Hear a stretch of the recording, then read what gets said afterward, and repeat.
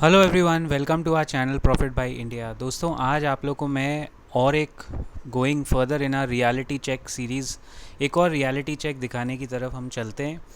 इसमें हम लोग बात करेंगे some data on how much F I I's have actually sold, India का dependence, and I am using that word very carefully, dependence on China, how much our business is dependent on spare parts and raw material coming from China। और अगर China ने वो अब तक बंद नहीं किया है, बट अगर वो बंद कर दे तो काफ़ी मतलब ये गहरी बात है कि हमारे जीडीपी पे बहुत बड़ा इम्पैक्ट पड़ सकता है। So you can see the details in this video, and अगर आपको इसमें वैल्यू एडिशन दिखता है तो आप ज़रूर हमारा ये चैनल सब्सक्राइब करें एंड एक बार ज्वाइन करके देखें members section. You will get more refined and to the point analysis on equity markets, finances, investing and more topics related to this। but कभी भी कोई भी स्टॉक बाय या सेल करने के पहले आप अपने फाइनेंशियल एडवाइज़र से ही बात करें। This is not a buy or sell recommendation strictly, we are not here to give recommendations, we are just covering stocks as an example, as a case study। so this is a standard disclaimer, it's available on the description of this video. अब अगर आप ये slide देख रहे हो तो H D F C bank, Reliance, Infosys, T C S, ये चार बड़ी कंपनीज जो निफ्टी की है वही रहे है निफ्टी का मेकअप में, यही कंपनीज रही हैं। तो जैसे आपने देखा होगा 8 जून येस्टरडे जब मार्केट गिरा तो H D F C bank और रिलायंस दोनों भर भर के गिरे and they drag the market. ये 3-4 कंपनीज़ में से अगर 2-3 चल रही है तो निफ्टी ऊपर ही चलता है। सो 2022 में एफ का यानी एफ का कंबाइंड स्टेक चारों मिला के 41% था, एंड मार्च 2026 आते आते आप देख रहे हो the impact of selling that we have been talking about quite a lot, वो आधा हो गया है। F I has now own half of the top 4 companies of Nifty in India. Now that is a brutal impact and I am still happy and I am proud to say that इतना भयंकर selling होने के बाद भी Nifty 23,100 पे somehow अब तक तो मेंटेन किया है और वो एक बॉटम बना के चल रहा है। Now this is a serious concern। Balance of payments का जो क्राइसिस है ये 2000 अगेन FY23-24 में ठीक चल रहा था सब कुछ, economy wise it was still okay. The problem starts when 2024 general elections के बाद, जब सरकार का फोकस कम्प्लीटली हट गया फ्रॉम केपेक्स एंड वो सिर्फ जीतने पे बाय एनी हाउ उसमें घुस गए। वहाँ से हमारा जो कंट्री का बैलेंस ऑफ पेमेंट्स है या इकोनॉमिक्स है वो पूरा माइक्रो ऊपर नीचे हो गया, इंक्लूडिंग फॉरेन एक्सचेंज। सो ये आरबीआई का डेटा है कि we had a surplus of $63 billion in balance of payments, trade balance, and अभी अगर आप देखेंगे FY25-26 में we have a deficit of $30 billion. मतलब 63 बिलियन से 30 बिलियन के डेफिसिट। इतना टैक्सेस कलेक्ट करने के बाद, इतना सब करने के बाद, पेट्रोल डीजल के बाद भी हम लोग डेफिसिट में ही चल रहे हैं।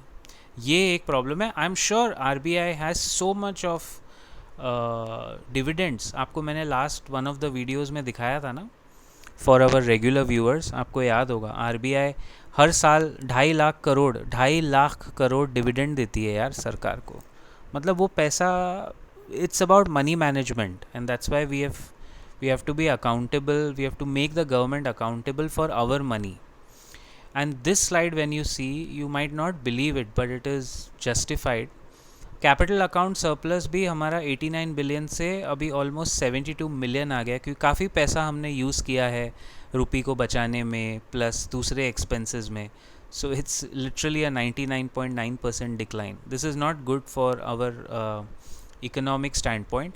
ऑफकोर्स ये 1-2 साल का पेन है, ऊपर से ईरान वॉर ने आके और आग में, लिटरली आग में घी डालने का ही काम किया है। But these are stats which they don't show a picture that is very rosy. लेकिन प्रॉब्लम क्या है ना, आप उस इंसान को उठा सकते हो जो सो रहा है, उस इंसान को उठा नहीं सकते ज़िंदगी भर कभी भी जो सोने की एक्टिंग कर रहा है।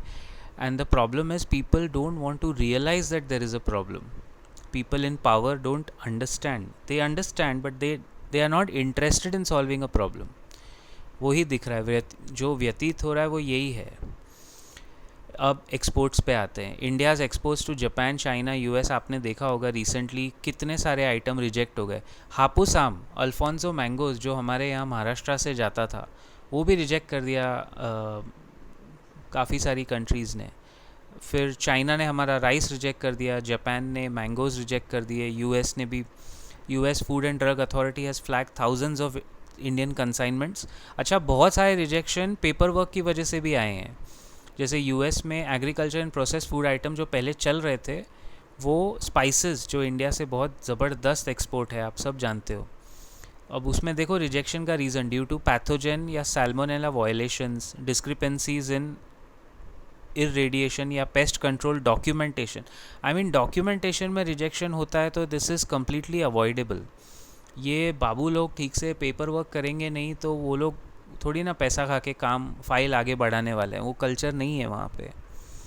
Additionally US trade authorities have proposed 12.5% tariff. हाँ, ये नया चल रहा है पिछले कुछ दिनों से, शायद अभी ये नल एंड वॉइड हो जाएगा बिकॉज उधर सुप्रीम कोर्ट की रूलिंग आई है, but from their side their trade is completely to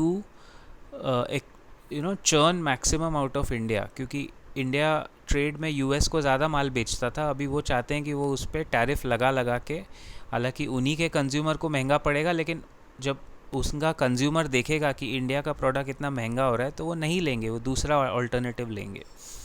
और ये सब क्वालिटी बेसिकली हमारा माल रिजेक्ट होता है क्वालिटी कंट्रोल में, चाहे फूड आइटम हो या कोई और आइटम हो। जापान, जैसे as you can see, suspended Indian mangoes due to irregularities and compliance deficiencies. बहुत मतलब these are very serious reasons, you know, they have their quality standards and they are rejecting. अच्छा, China की एक बहुत interesting चीज़ है, out of China being China, वो rice अपने यहाँ कभी ग्रो नहीं करते, आपको पता है, बिकॉज राइस पैदावार जो है it ghazals a lot of water and China is also like India a water deficient country, तो वो राइस हमेशा इंपोर्ट करते हैं इंडिया से, थे, अभी भी एक दो मतलब ऐसे झटके देने के बाद इवेंचुअली करेंगे, बट करते आए हैं, क्योंकि आप उनका स्ट्रेटेजिक प्लानिंग देखो ना, जो चीज़ पानी गज़ल कर रही है वो उनको, उनके फार्मर्स को भी उनको देना ही नहीं है कि नहीं उगा सकते आप, जबकि हमारे यहाँ हम लोग राइस कितना उगाते हैं, उसमें पानी का गज़लिंग कितना होता है, काफ़ी सारा वेस्टेज, पिल्फरेज बहुत होता है। So China has occasionally halted or heavily scrutinized Indian rice over quality, pesticide residue। ये pesticide वाला पॉइंट आप देखो सब जगह आ रहा है, हर प्रोड्यूस में ये पॉइंट अभी उभर के आ रहा है। अभी पब्लिक इज़ नॉट, मतलब foreign countries are not ready to compromise on their quality standards. So these consecutive rejections and increased global regulatory scrutiny have prompted Indian regulatory bodies and exporters to significantly, हमको upgrade करना ही पड़ेगा quality control में। होता क्या है ये FSSAI, I think JP Nadda is heading that. वो क्या करते हैं वो लोग, कौन से क्वालिटी पे उनके चेक्स होते हैं, उनको ऊपर नीचे थोड़ा खुश कर दो, यही तो करप्शन है ना भाई। कोई भी खाना बनाने वाला अगर FSSAI से अप्रूवल ले आए, वो अप्रूवल कैसे आता है वो आप भी समझते हो। यहाँ पे उस लेवल पे करप्शन है जो पहले इस देश ने कभी देखा नहीं है। तो I mean how would we compete. अब इससे क्या होता है, अब आप बोलोगे ठीक है ना, क्या हो गया, पहले भी तो चल रहा था। नहीं, इससे अभी कोविड के बाद people have become very quality conscious भाई। तो अगर आप एक्सपोर्ट्स में नीचे गिर रहे हो तो इवेंचुअली आज जो आपको पेट्रोल का भाव ज़्यादा बढ़ना पड़ रहा है, ट्रेड डेफिसिट है, ये सब मामले जुड़े हुए हैं ना, they are all interconnected, right. India stage trade deficit with China reached $112 billion, यानी हमने अगर 100 बिलियन चाइना को एक्सपोर्ट किया होगा तो 212 बिलियन उनसे इंपोर्ट किया है, समझ रहे हो आप। ये आत्मनिर्भर भारत के बाद डबल हो गया है, जो प्रधानमंत्री ने कॉल लिया था आत्मनिर्भर के बाद ये चाइना से एक्चुअली हमारा इंपोर्ट बढ़ गया। क्योंकि मैंने कहा ना, ये बहुत अजीब सी स्थिति है कि हम इंडिया में अगर कुछ बनाते हैं, मेक इन इंडिया, उसका रॉ मटेरियल, उसके प्रोसेसिंग आइटम सब चाइना से मंगा रहे हैं, तो वो बेसिकली हमारा इंपोर्ट बिल ही बढ़ा रहा है। Now this gap of 112 billion represents the largest single trade imbalance India has with any country, driven by surge in Chinese imports. Look what we are importing: electronics, machinery, industrial components. Total bilateral trade 150 billion का है, India's exports 20 billion के हैं बड़े हैं। और imports देखो 131 billion. क्या फ़ायदा ऐसा ट्रेड डेफिसिट रख के? आप खाली उन, चाइना हमसे कुछ ले ही नहीं रहा है और हम खाली उनसे लेते जा रहे हैं। Core drivers of the deficit यानी ट्रेड डेफिसिट विद चाइना है वेरी हैवी इम्पोर्ट डिपेंडेंस, जैसा मैंने आपको बताया। Second point, electronics and machinery में bulk of the import consist of mobile phone components. ये अभी तक हम यहाँ बना सिक्योर नहीं कर पाए। Integrated circuits, chipsets, laptops, solar cell, lithium ion batteries, कुछ भी नहीं है हमारे यहाँ, सब उनसे ले लो। मार्केट एक्सेस asymmetry में, while India's exports consist mostly of raw materials like iron ore, copper and naphtha, Chinese regulatory barriers and standards have historically limited the scale of Indian manufactured goods entering the Chinese market. China's top exports to India of, हाँ ये बात हमने cover कर ली. Yeah, we have probably done this in the earlier slide.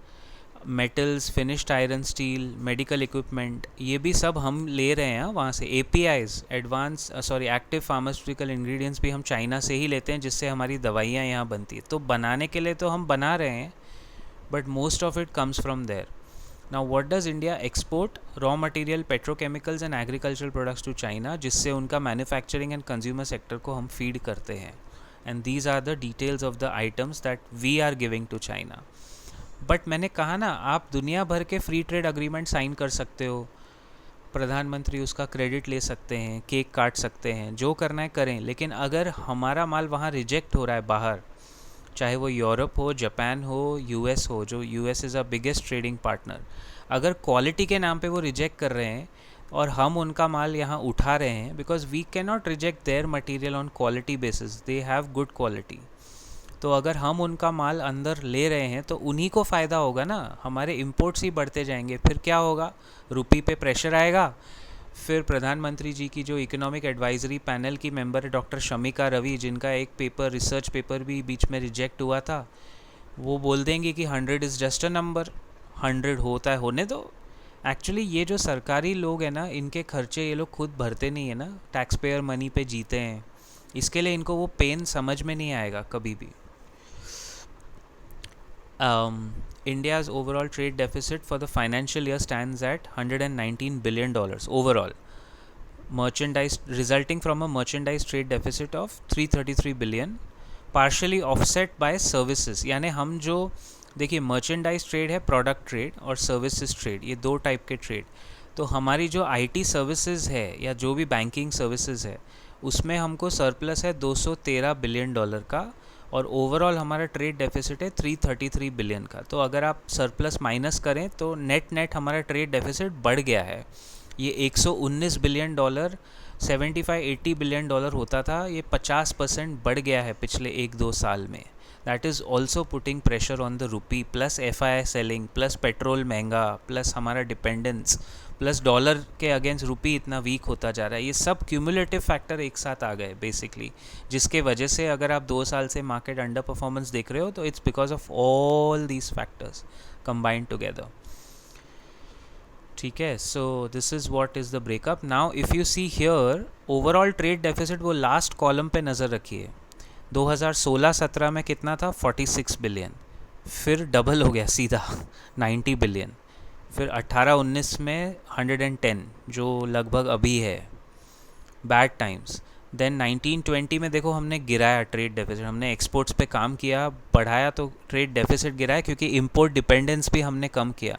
वो सब क्यों हुआ? क्योंकि हम ईरान से ऑयल लेते थे उस टाइम, और वो हमें रुपी में पेमेंट हमसे लेता था, और क्रेडिट पीरियड देता था, इंश्योरेंस देता था। ईरान इंडिया का डिस्टेंस भी कम है, तो ऑयल में कॉस्टिंग, हमारी प्रोक्योरमेंट कॉस्ट सबसे कम होती थी।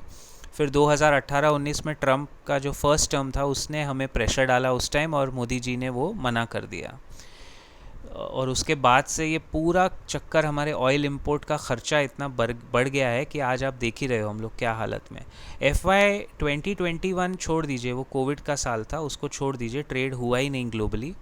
21-22 में फिर हम 82 बिलियन के डेफिसिट पे आए, जबकि हमारा सरप्लस कभी भी नहीं हुआ है. It's always been a deficit. And China always, आपको पता है ये हमारा ये ट्रेड डेफिसिट है. चाइना का ट्रेड सरप्लस है $1 trillion. Can you believe it? सोचिए हमारा डिफरेंस कितना बड़ा है यार. टू नेबरिंग कंट्रीज़, जो 2001 में आर्टिकल्स आते थे कि कौन आगे निकलेगा, इंडिया या चाइना, आज वो 25 साल में कितना लीप्स एंड बाउंड्स. उनकी इकोनॉमी 20 ट्रिलियन की है, हमारी आज भी 4.15 ट्रिलियन की है. सोचिए कितना आगे बढ़ गए वो लोग. तो डेफिसिट का आई थिंक जो FY 23-24 का नंबर है ना 75 बिलियन, वो याद रखिए आप. वो हमारा स्टैंडर्ड ट्रेड डेफिसिट होएगा तो चलेगा, फिर भी इकोनॉमी को परवड़ेगा. लेकिन ये 111, 112 ये जो अमाउंट है, 119 हो गया है अभी, 119.3 बिलियन. ये डेफिसिट भाई, ये बहुत सब प्रेशर डालने वाला काम है. इवेंचुअली टैक्स पेयर ही स्पॉन्सर कर रहा है. Look at China, I told you ना, चाइनाज गुड्स ट्रेड सरप्लस है क्योंकि एक्स्ट्रा है उनका, वो तो एक्सपोर्ट हब है ना. $1 ट्रिलियन यानी $1,000 बिलियन का सरप्लस पे चल रहे हैं वो लोग. सोचिए. What are the driving factors? AI and tech boom, diversification. Despite, look at the last point, despite US tariffs, China has offset slowing American demand by aggressively expanding its export to other regions like LATAM, Latin America, European Union and ASEAN countries. ASEAN में India नहीं है.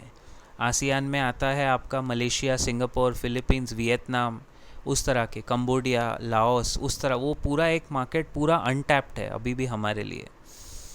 और ये है IMF के projections, जिसमें अगर आप GDP साइज़ देखोगे तो हमेशा ये याद रखें, US का इकोनॉमी है 32 trillion, China 20 trillion, Germany 5.45, Germany भी आगे बढ़ गया, वो 5 ट्रिलियन होता था. Japan is 4.38. UK has gone up recently because हमारा रुपया जो ठीक नहीं चल रही है, जो नीचे गिर गया. And India is at 4.15 trillion. We were the 5th largest. People were telling that we are 4th largest. We never reached that stage. I have always clarified to you. And now we are struggling to maintain the 6th largest position of the economy, जिसका कोई फ़ायदा नहीं, क्योंकि GDP per capita में हम $2,500 हैं, which makes us very very very poor in GDP per capita GDP, because हमारा population इतना ज़्यादा है कि वो पर कैपिटा GDP आंकड़ा जो मेन है वो बहुत कम दिखता है. US का per capita GDP is $90,000, India का per capita GDP is $2,500 to $3,000. China must be around $20,000-25,000 per capita. तो हम लोग अभी उस स्थिति में नहीं है. डिफेंस की बात और है, डिफेंस में इंडिया काफ़ी स्ट्रॉन्ग है, बट अदर पैरामीटर्स में हम लोग अभी भी बहुत लैगिंग हैं. You can not deny this fact. जितना जल्दी हम रियलिटी एक्सेप्ट करके आगे बढ़ेंगे उतना अच्छा होगा. मुझे याद है 2001 में डॉक्टर APJ अब्दुल कलाम जो हमारे प्रेसिडेंट थे, very proud Indian, very respected Indian. I think if there is a true Bharat Ratna तो वो डॉक्टर कलाम के जैसे लोगों को मिलना चाहिए. उन्होंने मिशन 2020 रखा था इंडिया के लिए कि will be a developed country overall, और आज हम देखो 2047 की बातें कर रहे हैं. मैं उस टाइम जब हम लोग भी बड़े हो रहे थे 2001, I must have been 19-20 years old. तो हम लोग ये स्टोरी जैसे आज के यंगस्टर्स बिलीव करते हैं ना, आत्मनिर्भर और ये सब, ये हम लोग ने ये पूरा नाटक देखा है. We used to believe that this 2025 आते आते तो हम हो ही जाएंगे. And look where we are still struggling for basic infrastructure. अच्छी चीज़ें हुई है लेकिन उसको बढ़ा चढ़ा के पॉलिटिकल गेन्स के लिए बस आपके सामने पेश किया जाता है. रियलिटी चेक आपके सामने है जो मैंने बताया. ना हम एक्सपोर्ट्स बढ़ा पाए, ना इम्पोर्ट डिपेंडेंस कम कर पाए, ना अपने देश में हम लोग गेमिंग एज अ बिजनेस या gaming as an industry, crypto as an industry, AI as an industry, कहीं भी 2021 के बाद तो we had a golden opportunity कि हम AI में आगे बढ़ें. हम लोग एक लर्निंग लैंग्वेज मॉडल नहीं ला पाए, LLM. हम लोग खुद का एक सिस्टम नहीं ला पाए जो दुनिया को चाहिए. जैसे माइक्रोसॉफ्ट हो गया OS, या सैमसंग ने डिवाइसेस दिए हैं, ओएस दिया है। इंडिया के पास ओरिजिनल खुद का ऐसा एक चीज़ भी नहीं है ग्लोबली कम्पिटिटिव ब्रांड जो दुनिया मांगे, जिसके वजह से हमारे एक्सपोर्ट्स हमेशा दब जाते हैं। प्रोडक्ट में नहीं दे सकते, सर्विस में भी हम नहीं दे पाए। इसी वजह से मैंने एमबीए कॉलेजेस में पढ़ाना छोड़ दिया ना, एक पॉइंट आने के बाद 2024 के बाद, बिकॉज़ मैंने रियलाइज़ किया कि ये सब बातें और ज्ञान और विश्व गुरु करके मतलब नहीं है जब तक हम लोग कर नहीं पाए। 2025 25 साल हो गए, तब मैंने बोला ये पढ़ा के कोई मतलब नहीं है जब तक इसमें कोई ग्राउंड अप चेंज नहीं आएगा। I have seen this journey, ये गोली हम खा चुके हैं, चूरन हमें भी खिलाया गया था। अब 25 साल हो गए उस चूरन को चबाते चबाते, अभी तक हम लोग उधर ही घूम रहे हैं। एक्सपोर्ट, दुनिया भर के एक्सपोर्ट में इंडिया का एक्सपोर्ट सिर्फ 2% है। 1950 में भी 2% था, 2001 में भी 2% था, 2025 में भी 2% है। Thank you so much for being such a supportive audience. जय हिंद, जय महाराष्ट्र।